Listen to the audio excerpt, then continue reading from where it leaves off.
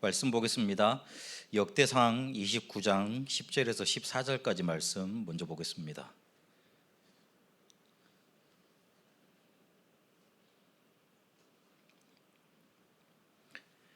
구약성경 653페이지입니다. 다 같이 찾으셨으면 같이 합독하도록 하겠습니다. 다윗이 온 회중 앞에서 여호와를 송축하여 이르되 우리 조상 이스라엘 하나님 여호와여, 주는 영원부터 영원까지 송축을 받으시옵소서. 여호와여, 위대하심과 권능과 영광과 승리와 위엄이 다 주께 속하였사오니 천지에 있는 것이 다 주의 것이로소이다. 여호와여, 주권도 주께 속하였사오니 주는 높으사 만물의 머리이심이니이다. 보와 기가 주께로 말미암고 또 주는 만물의 주제가 되사 손에 권세와 능력이 있사오니 모든 사람을 크게 하심과 강하게 하심이 주의 손에 있나이다. 우리 하나님이여, 이제 우리가 주께 감사하오며 주의 영화로운 이름을 찬양하나이다. 나와 내 백성이 무엇이기에 이처럼 즐거운 마음으로 들을 힘이 있었나이까? 모든 것이 주께로 말미암았사오니 우리가 주의 손에서 받은 것으로 주께 드렸을 뿐이니이다. 아멘. 마태복음 16장 16절에 보시면 시몬 베드로가 대답하여 이르되 주는 그리스도시요 살아계신 하나님의 아들이시니이다. 아멘. 오늘 평신도가 읽을 전도훈련 교재 1강 서론과 전개에 대해서 같이 말씀을 나누려고 합니다. 유튜브로 보시는 분들은 제가 어떤 분이 들어와서 이 메시지를 듣는지 잘 모르기 때문에 일단 수요일 날 오시는 분들을 기준으로 해서 말씀을 계속 이렇게 인도받고 있습니다.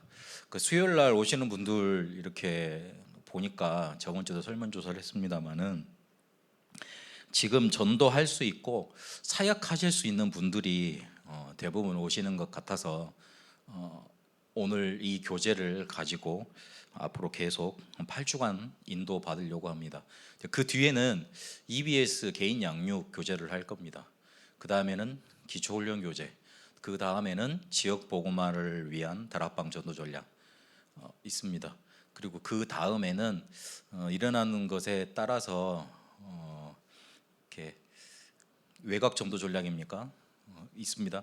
근데 예전에 외곽 전도 전략이었는데 지금 어떻게 바뀌었죠 또. 그렇게 계속 인도 받도록 하겠습니다. 근데 교재를 왜 이런 순으로 가느냐?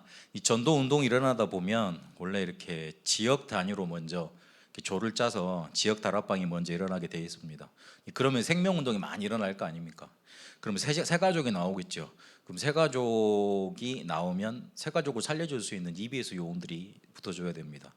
그런 다음에 그렇게 새 가족이 일어나면 그 새 가족 중심으로 또 이렇게 다락방이 또 확산이 되겠죠. 그래서 지역 복음화를 위한 다락방 전도 전략 나오고, 그다음에 또 이렇게 계속 확산이 되다 보면 또 파급이 되겠죠.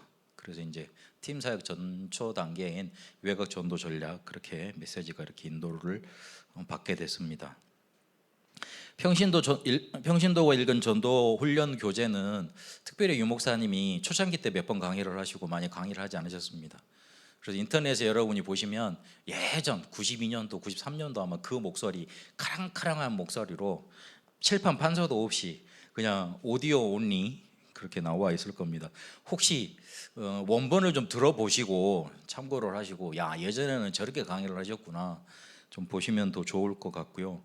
그 교재를 보시면 다 알겠지만 교회 단톡방에다가 제가 PDF로 변환을 해서 올려놨습니다. 일단 그걸 보시면서 오늘 메시지를 들으시면 되겠고, 보시면 다른 다락방 교재와는 다르게 거기에 다 이렇게 강의를 그대로 녹취해 놓은 것 같은 그런 기분이 들 정도로 그냥 읽으면 되도록 그렇게 교재가 편집되어 있습니다. 그래서 특별히 앞에 써놓은 결론을 안 붙이더라도 그것만 읽으면 다락방은 이렇게 해야 되는 거구나, 이렇게 준비를 해야 되는 거구나 알 수 있도록 그렇게 편집이 되어 있습니다. 그 2부 예배 때도 목사님이 말씀 주셨지만 오늘 우리가 같이 이제 볼 평신도가 읽은 전도훈련 교재는 조장이 나오면 훈련시키는 교재입니다. 이 말을 잘 여러분 마음속에 담아 두셔야 됩니다. 조장이 나오면 훈련시키는 교재입니다. 그 뭐 이렇게 많이 보고 계세요? 휴대폰 보고 계시는 거죠? 근데 조장이 나오면 훈련시키는 교재지 조장을 만드는 교재는 아닙니다. 이 부분에 대해서 여러분 혹시 이해가 가십니까? 이 교재를 많이 읽는다고 해서 조장이 되는 게 아니라는 말입니다. 이 부분 이해되십니까? 우리가 훈련을 많이 받으면 그 훈련의 목적이 있기 때문에 그렇게 응답을 받습니다. 그러나 그 훈련을 꼭 받았다고 해서 그렇게 되는 건 아닙니다. 훈련이 왜 있고 나한테 왜 필요하고 어떤 시간표고 나한테 하나님이 전해주고자 하는 건 뭐고 이게 발견이 돼야 됩니다. 그래서 조장이 나오면 조장은 이런 형태로 준비가 돼야 되고 그 다음에 다락방 운동을 준비해야 되고 개인 양육도 해야 되고 그 다음에 다른 또 다락방을 이렇게 열 수 있는 준비를 해야 된다. 그래서 8강의를 자세히 쳐다보면 조장이 해야 될 역할, 기본적으로 마음속에 담고 품어야 될 것, 기초에 대해서 쭉 이렇게 나와 있습니다. 그런 관점으로 목차를 먼저 보셔야 돼요. 목차는 거기 안 나와 있습니다. 오늘 1강만 나와 있으니까. 그래서 1강 오늘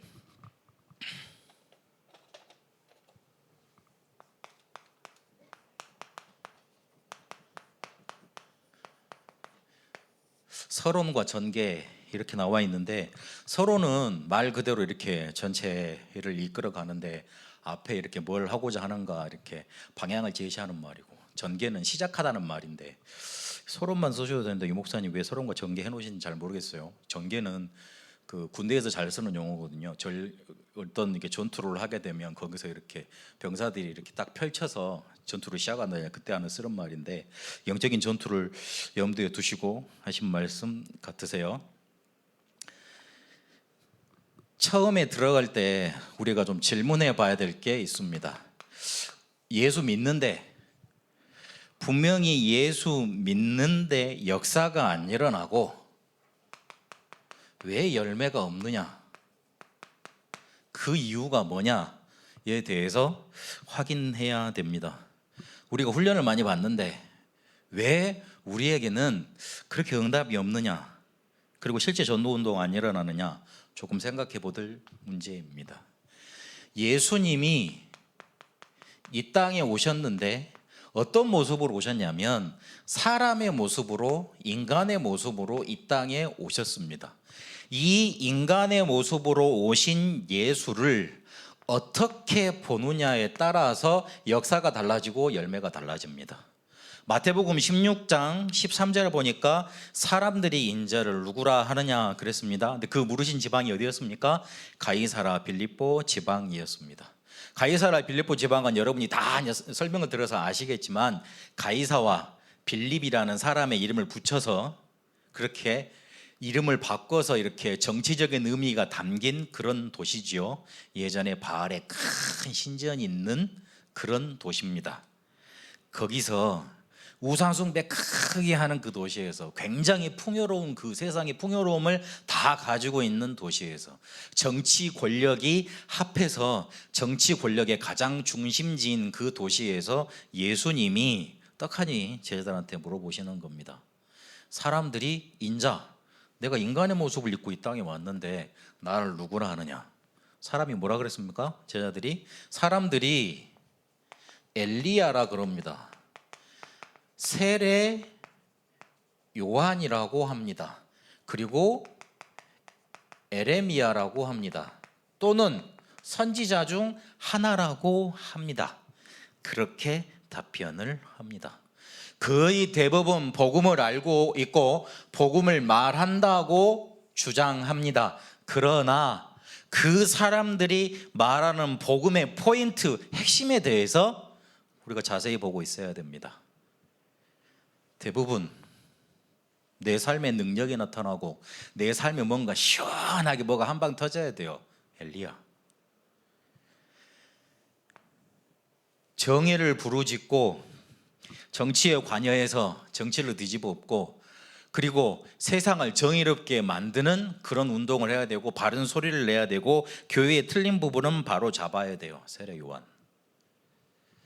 그리고 조금 어렵게 살아야 되고 그리고 조금 예수 사랑도 넘쳐야 되고, 그리고 조금 이렇게 눈물도 많아야 되고 정도 많아야 되고 그래야 돼요.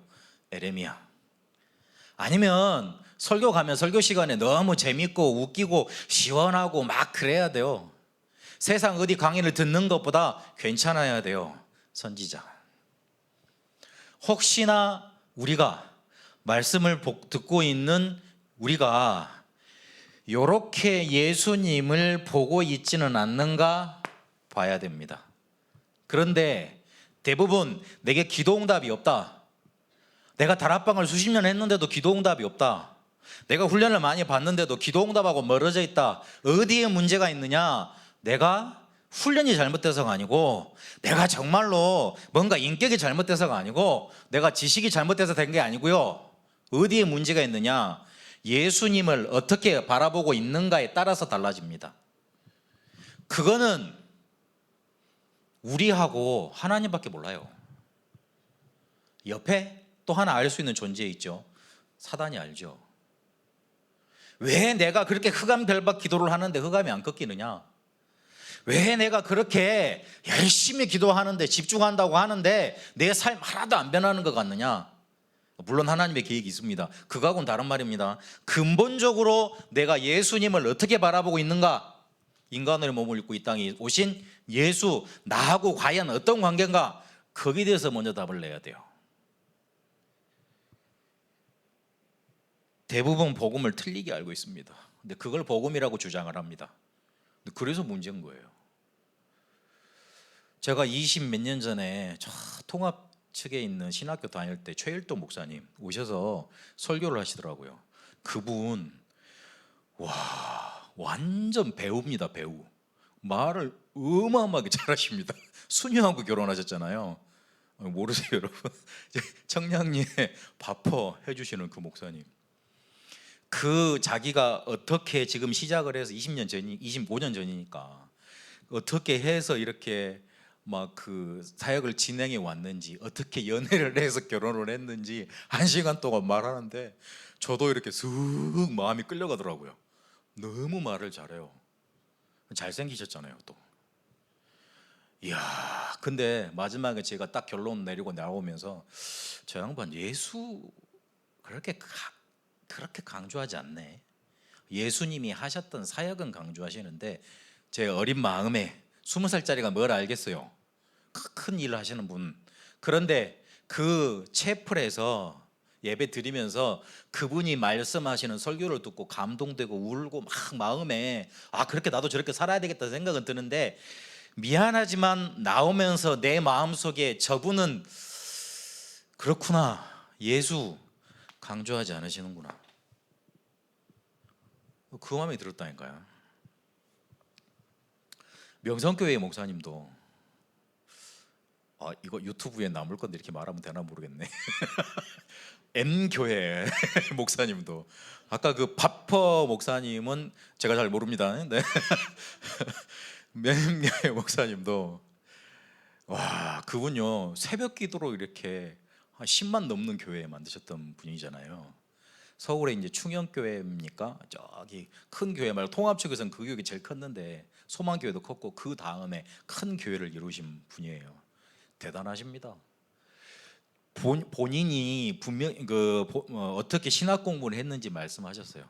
본인은 공부를 이렇게 정규 신학 코스를 많이 못 밟으셨대요.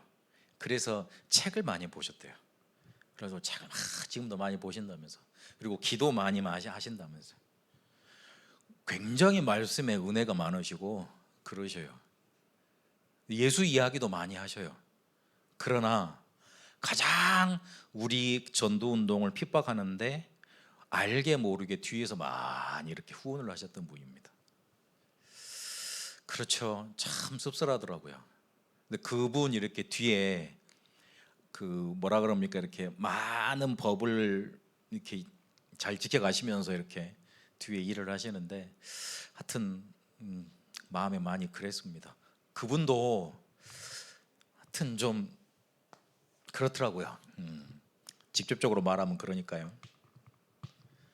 제가 많은 여러 목사님들 설교를 이렇게 듣다가 5분을 제가 못 넣겠어요. 뭐 제가 영적인 문제가 많아서 그런지는 모르겠는데 예수님에 대해서 그렇게 시원하게 말을 안 해줘요.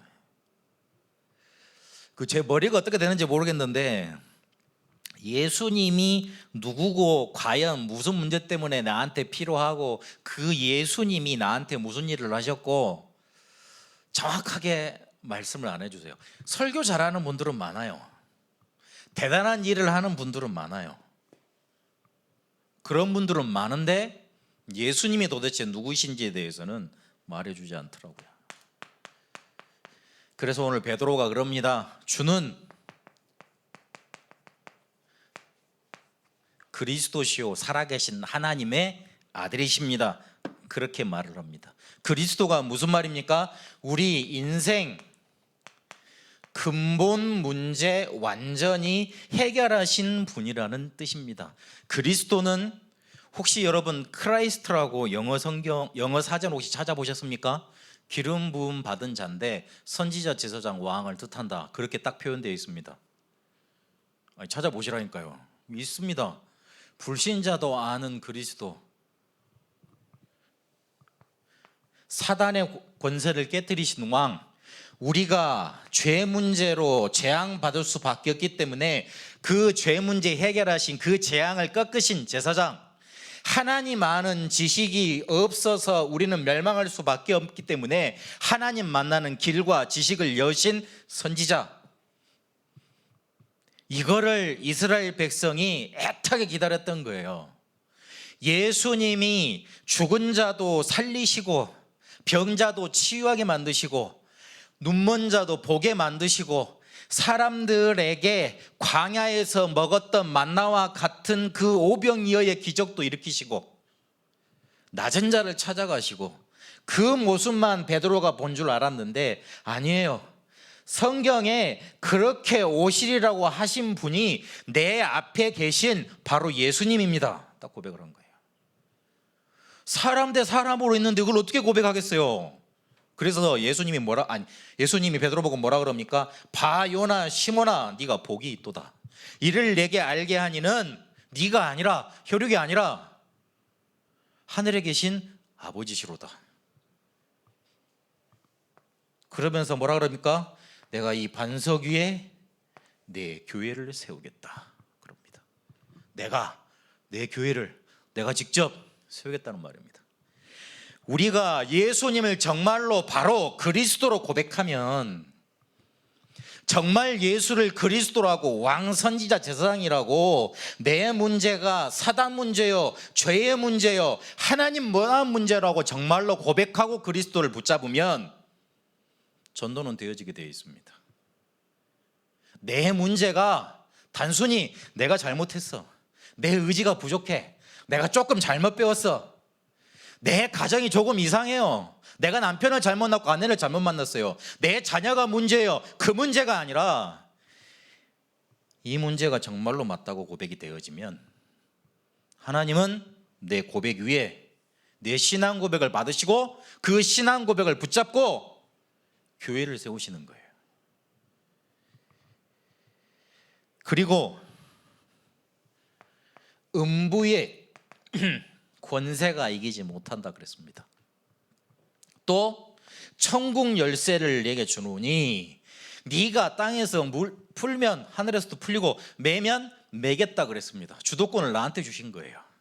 전도자 중심으로, 이 고백을 하는 사람 중심으로 하나님은 모든 것을 이루어 가시는 겁니다. 여러분, 그리스도 들을 때마다 여러분 가슴이 뛰어야 됩니다. 그 사람 정상입니다. 예수 이야기 들을 때 너무 마음이 시원해야 됩니다. 정상입니다. 생명 가진 자입니다. 이번 주간에 우리가 들었던 말씀처럼 영생을 가진 자입니다. 그 사람이 그리스도 고백하면 전도 되어지게 되어 있습니다. 내가 훈련이 좀 안 돼서 전도가 안 되는 거 아닙니다. 내가 조금 이렇게 인간적으로 부족할 수는 있습니다. 그러나 그것 때문에 전도가 안 되는 거 아닙니다.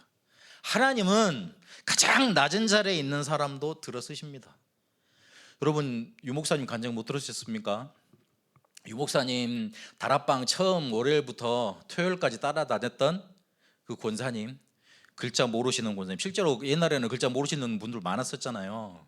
성경만 보면 읽어진대요. 희한하게 성경만 보면 읽어진대요. 성경을 읽는데 누가 시험해 봤대. 성경 말고 다른 걸 갖다 두면 진짜 못 읽으시더래요. 성경만 읽으시고요. 유목사님 메시지 그거 글자를 모르니까 처음부터 끝까지 다락방 다 30개 다 참여하면서 외우신 거예요. 30개 다 참여할 수 있겠어요? 외우신 거예요. 머리에 외운 겁니까? 마음에다 담은 거잖아요. 얼마나 간절했겠어요. 얼마나 예수 이야기 들으면 그렇게 좋았겠어요. 그러니까 외워진 거죠. 우리가 그리스도가 정말로 고백되어지고 이걸로 넘쳐나고 이것으로 충만하고 이 아이가 좋고 정말 이걸로 내게 만족감 되고 그런다, 그러면 폭발 일어나고, 그리고 분명히 내가 폭발 일어나면 다른 사람이 알게 돼 있고, 다른 사람이 알게 되는 그 과정을 보고, 전달되는 과정을 보고 전도라고 그럽니다. 어려운 게 아닙니다. 우리가 안 해서 안 되는 게 아니고 못하고 있는 겁니다. 정확히 따져야 됩니다. 그렇게 따져야 됩니다. 전도는 뭔가 이렇게 됐다 안 됐다 그런 것도 아니잖아요. 되어지게 돼 있는 거고 반드시 하나님께서 우리에게 응답하시게 돼 있는 겁니다. 성경 66권이 이 그리스도에 대해서 강조하고 있습니다. 성경을 잘 풀어야 되고 설교도 잘해야 되고 재밌게 해야 됩니다. 성경이 원하고 있는 원뜻도 말해야 됩니다. 그러나 포인트가 어디 있어야 되느냐? 예수 그리스도에 있어야 됩니다. 예수 그리스도가 빠진 성경 공부 틀린 겁니다. 예수 그리스도에 맞춰지지 않는 성경 해석, 그거 틀린 겁니다. 예수 그리스도로 완전히 중점이 돼서 전달되지 않는 성경 공부, 말씀 운동, 미안하지만 틀린 겁니다. 틀렸다는 말은 하나님이 원하시지 않는 겁니다. 그래서 자꾸만 신학교 문들을 닫아가시는 거예요. 필요가 없으니까요. 저는요 가끔요 영적인 문제 있는 사람들 상담하거든요. 그 사람들이 나한테 공통적으로 하는 말이 있었어요. 예수님 이야기 들으면 좋대요. 복음 들으면 살 것 같대요. 예수님 이야기에 대해서 집중해주면 그거 좋대요. 처음에는 그 사람이 모를 수 있어요. 그런데 어느 순간에 뭔가 벗겨지잖아요.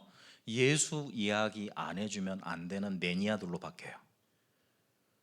여러분, 우리가 먼저 이 매니아 돼야 됩니다. 교재를 얼마나 내용을 잘 알고 있느냐, 유목사님보다 우리가 잘 알겠어요. 솔직히 따지면 저자보다 잘 알겠냐고요? 모르죠. 그리고 제가 잘 풀면 얼마나 잘 풀겠어요. 유목사님 강의해 놓으신 거 들으면 돼요. 그런데 하나님이 왜 수요 예배 때 이 중요한 시간에 우리를 이렇게 불러 모아놓고 평신도가 읽을 전도훈련 교재를 보게 하시고 또 이걸 언약으로 붙잡게 하시느냐? 확인하라는 거예요. 여러분, 단순한 시작이 되지 마시고 복음으로 충만해 주시고 복음에 충격받으시고, 그리고 복음 때문에, 그것 때문에 시원해 주시고 복음 때문에 살게 되시고 복음의 매니아 되는 그런 축복 있게 되시길 바랍니다. 하나님은 그걸 시작하시려고 이 교제를 시작하게 하시는 겁니다. 그래서 우리에게 직간접으로 체험이 있어야 됩니다. 예수만 말했는데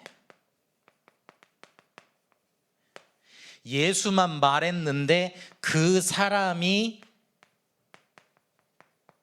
살아나는, 예수만 말했는데 그 사람이 살아나는 직간접 체험이 자꾸만 일어나야 됩니다. 예수만 말했는데 그 사람이 변화되는 역사, 내가 그리스도만 붙잡았는데 내 인생 모든 문제가 끝나는 역사 체험해야 됩니다. 이걸 딱 서론으로 두시고 요걸 먼저 확인하시고 질문하시고 오늘 교재를 보셔야 됩니다.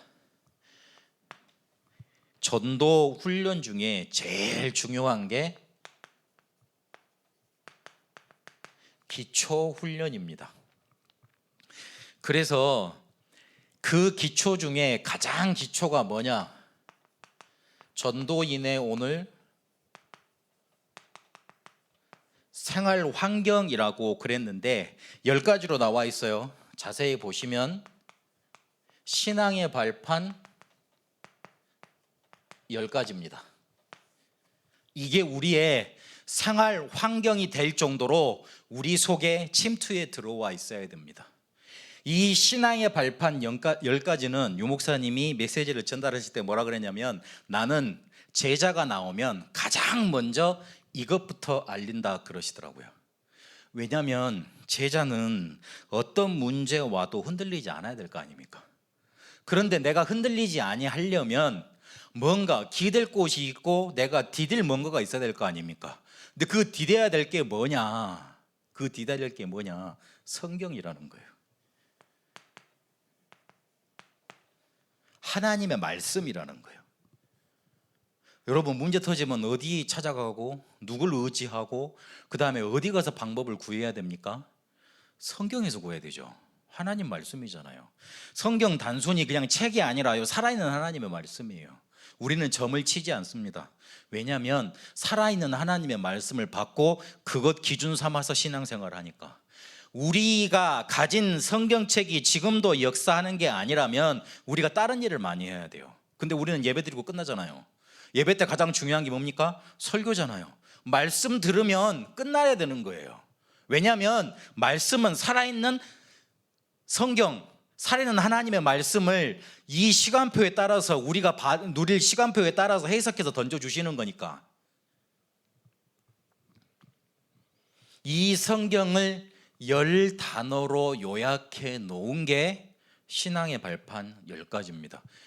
성경 66권을 다 외워야지, 다 알고 있어야지 우리가 흔들리지 않을 것인데, 그 중요한 골자 10가지만 뽑아가지고 외울 수 있도록, 그래서 그거 외우고 있다가 그거 마음속에 담고 있다가 문제가 탁 다가오면, 아, 이건 하나님의 절대주권, 그래, 예수 그리스도만 붙잡아야지, 성령님의 인도 받아야지, 그렇게 누리라고 만들어 준 겁니다. 내용은 오늘 우리가 읽었던 본문 다윗의 고백처럼 하나님의 절대 주권 인정하면 됩니다. 모든 역사는 하나님께서 주관하십니다. 이 절대 주권을 움직이시면서 역사를 주관하시는데 그 역사의 주인공이 누구냐? 예수 그리스도입니다. 에베소서 1장 3절. 이 하나님 그리고 그리스도께서 우리와 성령으로 함께 계시고 우리를 인도하시고 우리를 주관해 나가십니다. 1, 2, 3번은 성부, 성자, 성령입니다. 이 성부, 성자, 성령 하나님이 우리에게 말씀을 주셨는데 그걸 기록한 걸 성경이라고 그럽니다. 그 성경이 그래서 절대적인 권위를 가집니다. 디모데후서 3장 14절에 17절까지. 이 성부, 성자, 성령, 성삼위 하나님을 믿고 이 하나님의 말씀을 붙든 자, 그 사람을 보고 성도 그럽니다. 이 성도를 고린도전서 3장 16절에 보니까 하나님의 성전 그랬습니다. 이 성도가 살고 있는 곳이 바로 선교지입니다. 그래서 우리가 가고 있는 현장이 가치가 있는 겁니다. 이 사람은 뭘 믿어야 되느냐? 생사화복을 살고 죽고 나쁜 일이 생기고 복된 일이 생기는 거, 그거 주관하시는 분이 하나님이시라는 거 믿어야 됩니다. 우리에게 오는 모든 문제를 하나님이 주시는 거예요. 마귀가 문제 일으키는 게 아니고 하나님의 계획이 있는 겁니다. 그렇게 바라봐야 됩니다. 칼빈이 이런 말을 했습니다. 어떤 문제에는 동전의 앞뒤와 같이 하나님의 계획과 마귀의 역사가 붙어 있다. 백지장 한 장 차이예요. 일이 덮어오면 마귀의 역사로만 보이고 일이 덮어놓으면 하나님의 계획만 보여요. 같이 봐야 된다 그랬어요.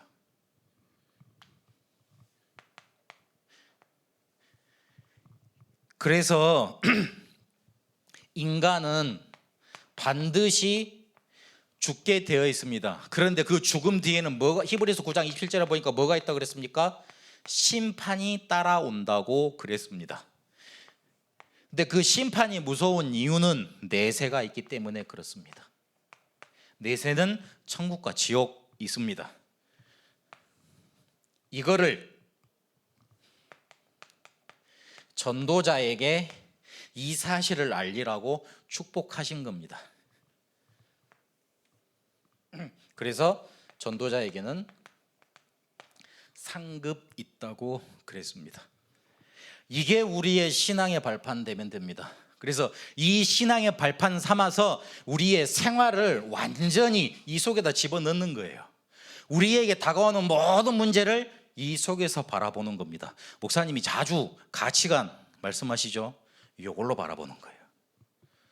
전도자는 그러면 됩니다. 이 든든한 바탕 위에서 뭘 자꾸 질문하셔야 되느냐? 하나님의 목적이 뭔지 자꾸 언제 어디서나 질문할 수 있어야 됩니다. 두 번째 보시면 자기 성찰 그랬어요. 내가 왜 여기에 존재하느냐? 그리고 소속된 장소에 하나님의 목적이 있다. 내가 속한 교회에 하나님의 목적이 있다 그랬습니다. 언제 어디서나 질문하세요. 하나님이 나를 왜 부르셨느냐? 나를 왜 이 세상에 존재하게 하시느냐? 그리고 나를 왜 그 현장에 그 장소에 보내놓으셨느냐? 그리고 왜 나는 복음만 강조하는 소망 있는 교회, 복음만 말씀하시고 그것도 오직 강조하시는 최성태 목사님을 만나게 했느냐? 질문하셔야 돼요.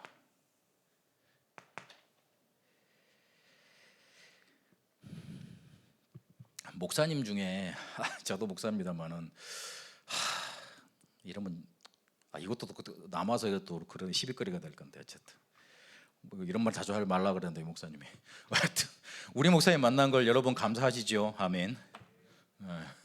너무 기쁘시죠? 아멘. 그렇죠? 네, 아멘. 그냥 하는 소리가 아니고요. 심플하게 계속 반복해서 말씀하신다고 본인은 말씀하시지만 본인 인생이에요. 그게 저는 들으면 들을수록 그렇더라고요. 본인 인생이에요. 본인 인생 곧 예수 그리스도요. 그분 가치관이에요. 그러니까 맨날 여러분 한번 여기 나와서 매일 그렇게 설교해 본다고 생각을 해보세요. 그 쉬운 일인 줄 아십니까? 남들 보기 원래 남의 일은 남이 하는 말은 쉬워요. 그렇죠? 원래 남의 문제는 쉬워요. 남의 암은 그래 기도하면 되지 그렇게 이렇게 넓게 말해줄 수 있어요. 그러나 내 감기는 힘들어요. 사탕 결박해야 되고 이놈이 왜 안 떨어지느냐 그러고 막 그래야 돼요. 본인 인생인 거예요. 그 인생이 되신 분을 우리가 담임 목사님으로 모시고 있는 거예요. 이거 굉장히 수준 높은 말인데 여러분 알고 계신 것 같네요. 아멘. 하나님의 목적 늘 질문해야 돼요. 목사의 메시지는 미안하지만 말이 아닙니다. 말도 있습니다. 그러나 그분 인생입니다. 그걸 받아야 돼요. 그 인생이 내 지금 나한테 어떤 메시지로 다가오는가 알 수 있어야 됩니다. 그래서 질문해야 돼요. 하나님이 왜 나를 이곳에, 왜 나를 존재하게 하셨는가? 그리고 한 가지 해결해야 될 게 있습니다. 복음 전도 이전에 내가 왜 이 전도 운동을 하려고 하는가 확인하고 그 동기 바꿔야 됩니다. 오늘 그 교재에 보니까 예수 그리스도로 말미암는 새 생명 운동 그랬습니다. 이 말이 무슨 말입니까?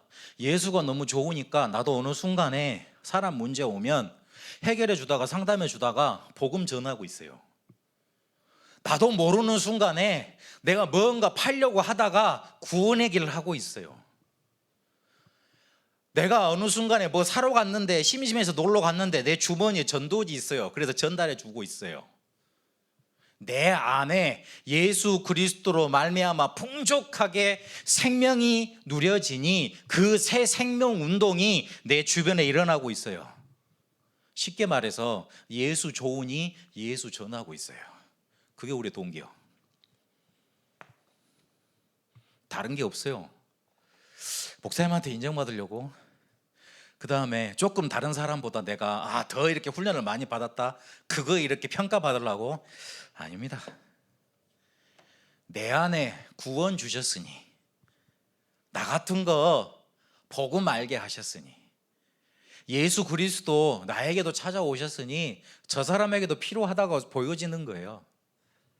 근데 만나보니 저 사람 문제가 진짜 이걸로 보여. 왕, 선지자, 제사장이 필요한 문제로 보여요. 그래서 전달하고 있는 겁니다. 내 마음속에 이걸로 가득 차면 됩니다. 그리고 방법은요, 다른 게 아닙니다.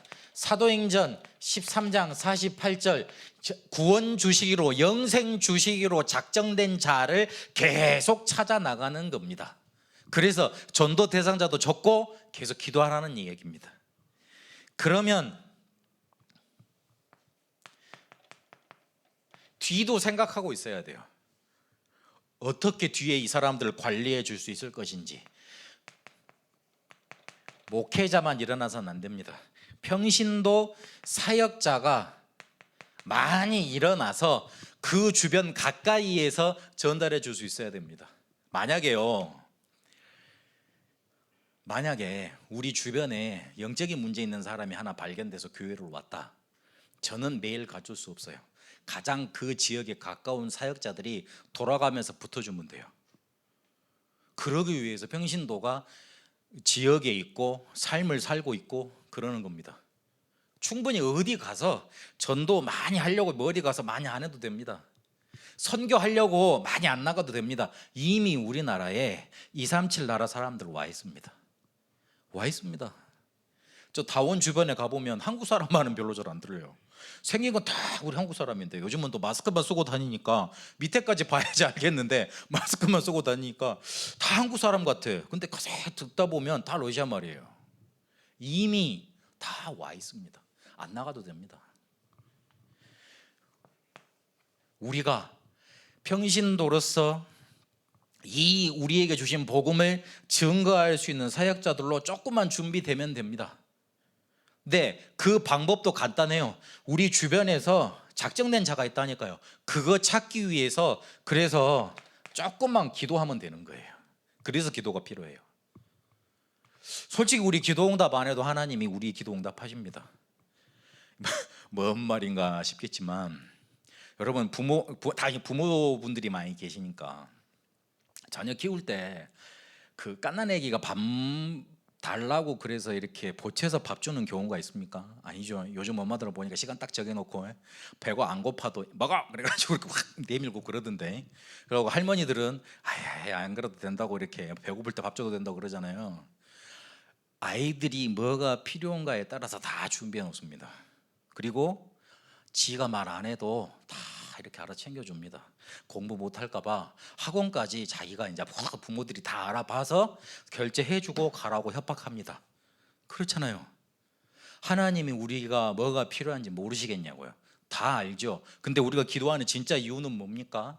우리 주변에 나와 같이 복음 받을 사람이 두루 깔려 있는데 우리가 모르잖아요. 그래서 하나님께서 우리를 인도해 달라고, 우리 가는 발걸음을 하나님이 아시니 우리 가는 발걸음 속에 영혼을 이렇게 붙여달라고. 이게 바로 사도행전 13장 48절이 성취되는 자리인 거예요. 만약에 우리가 이렇게 가는데 영혼도 이렇게 간다, 영혼이 못 만나는 거 아니에요.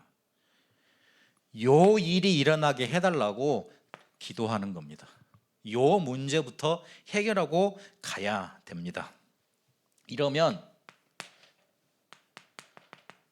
전도자로서 조금만 삶을 가지고 자세 갖추시면 돼요. 이 말은요, 우리의 기준을 바꿔야 된다는 말입니다. 전도자의 삶 자세라고 말을 할 때 제일 첫 번째 중요한 거라고 1번으로 돼 있는 게 예수 그리스도를 따르는 삶 그랬습니다. 예수 그리스도를 어떻게 따릅니까? 말씀 따라가는 삶입니다. 강단 따라가는 삶입니다. 그게 예수님을 따라가는 삶입니다.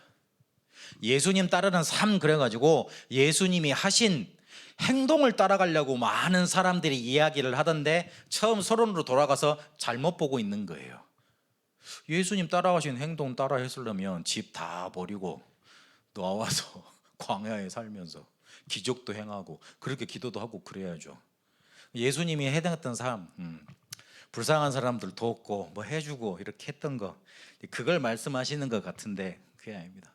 예수님을 따라가는 삶이란 가장 중요한 게 예수님이 우리에게 주신 말씀, 그것 우선순위에 놓고 따라가는 거예요. 그래서 우리 삶의 기준은, 우리의 자세, 우리 생활의 기준은 말씀에 있습니다.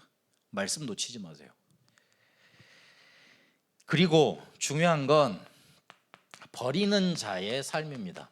버리는 자라 그러니까 또 여기서 오해가 생깁니다. 그 유목사님 예전에 이런 말 많이 하셨어요. 우리가 뭐 버릴 게 있냐? 나는 학교도 제대로 된 학위 그거 못 땄다, 그렇게 말씀하시고 나는 버릴 게 없다 그러시더라고요. 이 말은 무슨 말이냐면 다른 게 아니고요. 누가복음 9장 23절 25절에 보니까 십자가를 지고 따라오라고 그랬는데 예수님이 왜 이 말을 하셨는지 잘 보셔야 돼요.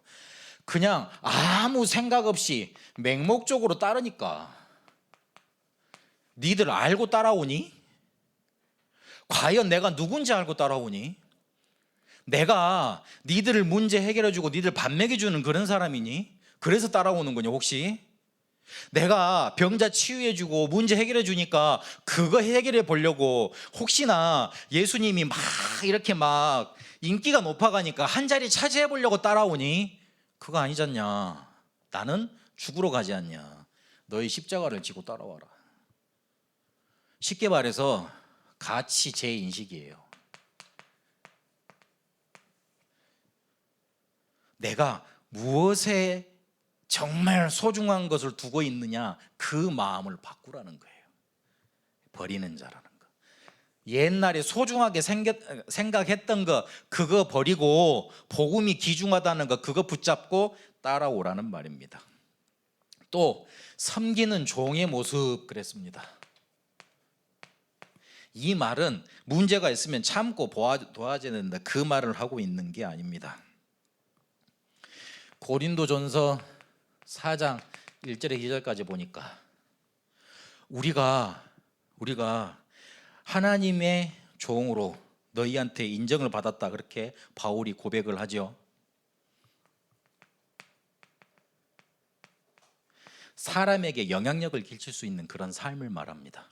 사람한테 영향력을 끼칠 수 있으려면 일단 그 사람을 섬겨줘야 돼요. 그 사람을 인정해줘야 돼요. 수용해줘야 돼요. 그래야지만 그 사람이 못 보는 걸 넘어서서 초월해서 응답을 전달해 줄 수 있어요. 그 말이에요.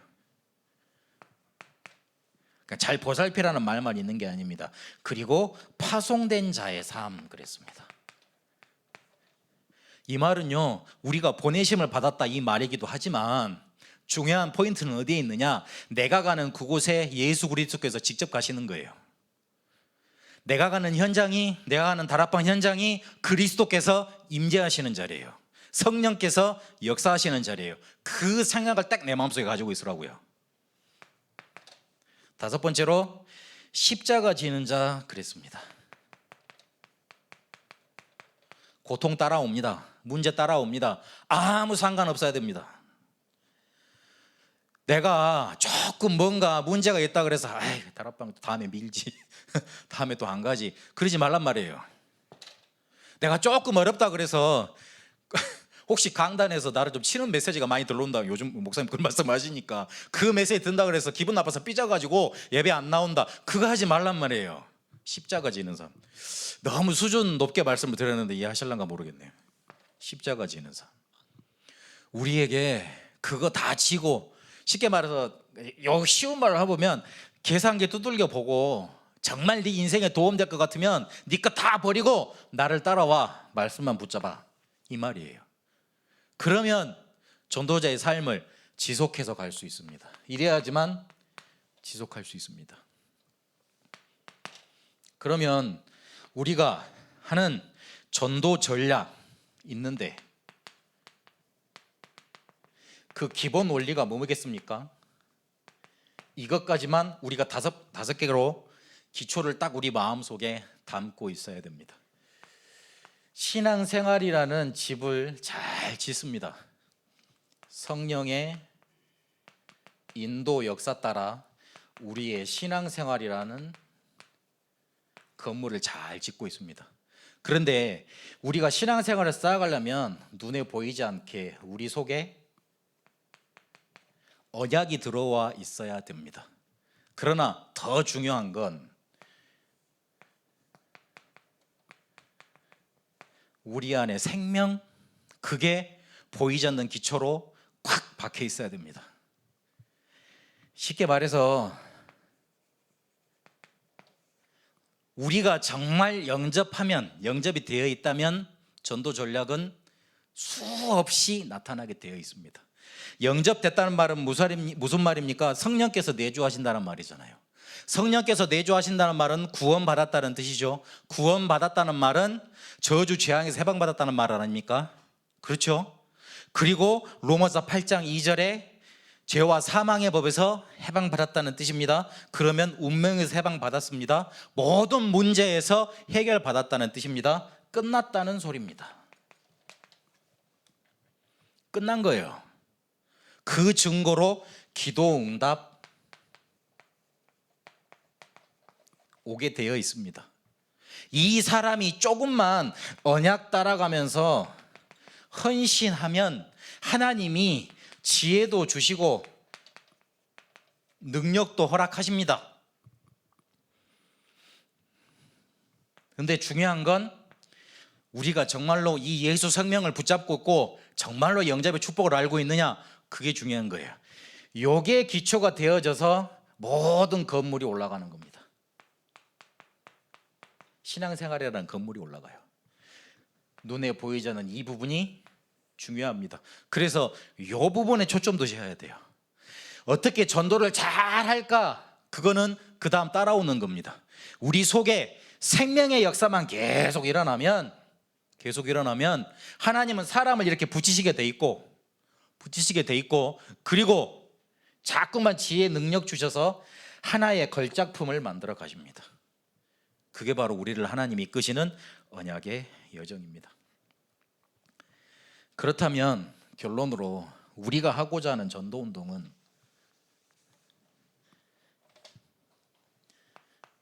다락방 운동입니다. 우리가 하려고 하는 전도운동 다락방 운동입니다. 다락방이라는 건 왜 다락방이라고 이름을 붙였냐고 이 목사님 말씀하셨냐면, 우리 주변에 죽어가는 영혼들이 있는데 그 영혼들을 교회에 오기 전에 말씀을 줘서 치료해 줘야 된다. 그냥 교회에 오게 해서는 이 사람 진짜로 치유할 수 없다 그랬어요. 그래서 이 사람이 자연스럽게 와서 예수 생명, 예수 능력, 예수 말씀 들을 수 있도록 문을 계속 열어놓고 있어야 된다. 재림식까지. 그게 다락방이다. 마가 다락방에서 그 일을 했다. 그래서 다락방 운동해야 된다 그랬어요. 본인이 전도 대장으로 많이 전도하시면서 사람들을 전도했다고 그러셨어요. 그런데 100명 영접시키면 한 명도 교회 등록 안 하더라. 그리고 영접했다고 한들 전화번호 받아서 다음에 연결해보면 아니더라. 그런데 성경을 찾아보니까 교회로 바로 데려온 게 아니고 각각 있는 집에서 현장에서 성경 공부를 했더라. 그렇다.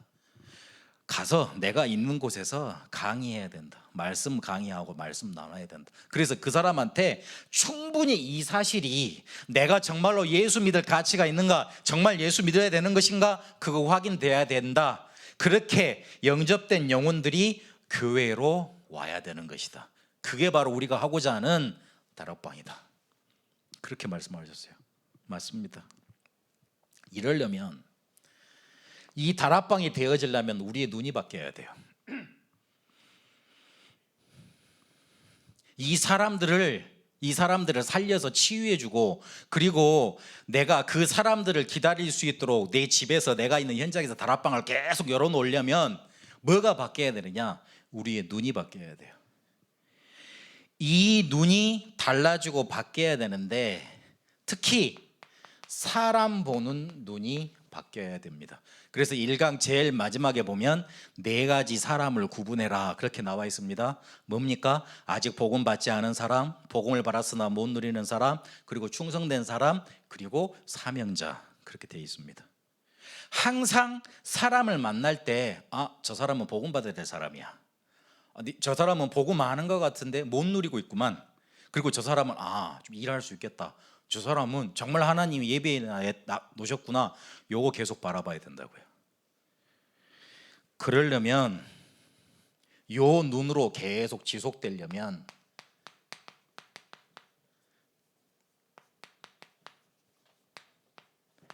나부터 변화되면 됩니다. 자기 변화.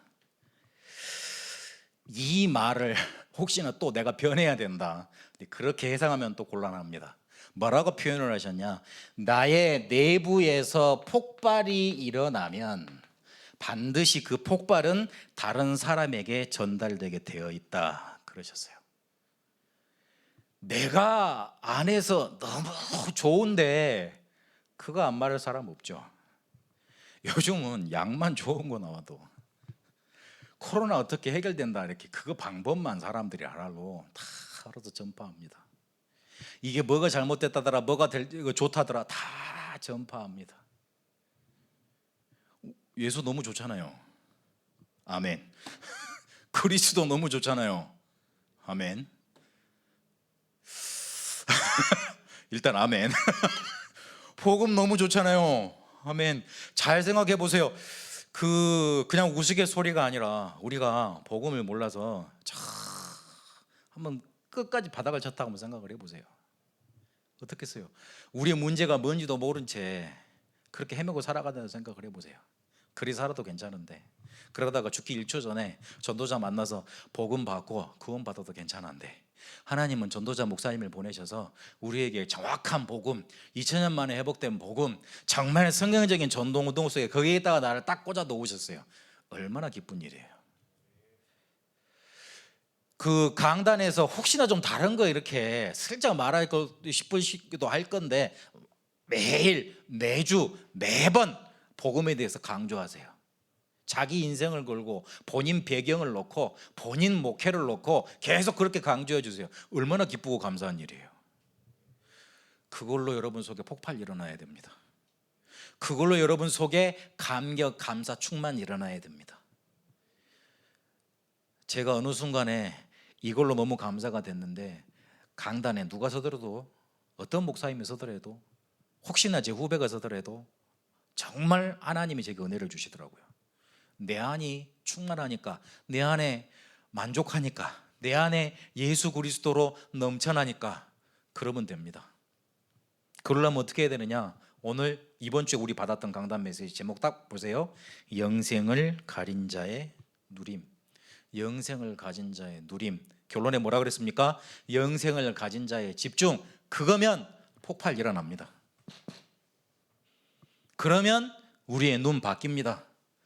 그러면 어느 순간 우리 현장에서 다락방 되게 돼 있습니다. 하나님이 오늘 우리에게 평신도가 읽은 전도훈련 교재를 통해서 주시는 말씀입니다. 여러분, 이 말씀을 붙잡고 인도 받으시다가 단순히 우리가 지금 교재 풀고 그 다음에 교재 강의 듣고 하는 그런 시간이 아닙니다. 하나님이 중요한 시간표에 우리가 어떤 언약을 붙잡아야 되겠는가, 그리고 어떤 방향으로 가야 되겠는가, 그걸 하나님이 알려주시는 시간입니다.